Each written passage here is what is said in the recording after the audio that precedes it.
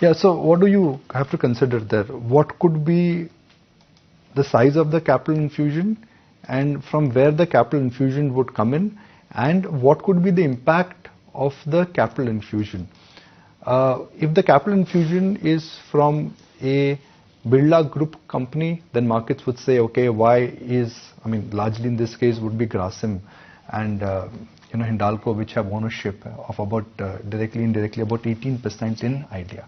Second, if it is on promoter level, then I guess the spirit here would be that Government of India bailed out Vodafone. The promoter in that case had committed that they would bring in capital.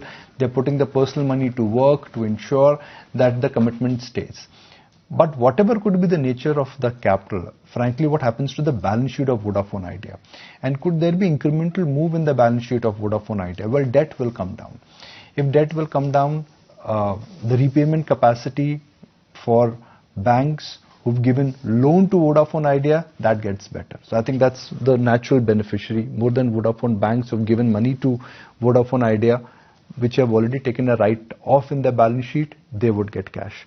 B, from an incremental standpoint for Vodafone Idea, can a capital infusion really change the basic problem what they have, which is that, okay, capital infusion comes in and the company is going to be running and again market share comes back? Well, I doubt, because the capital infusion will ensure that the company is running or company is surviving, but it will not be able to run or gallop, or it will not be able to sprint.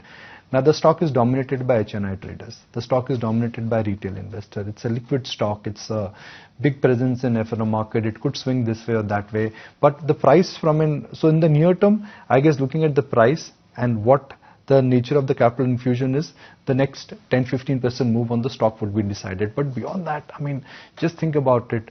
What will change with capital infusion for Vodafone Idea? You've lost market share. You get cash back, you will not get your market share back.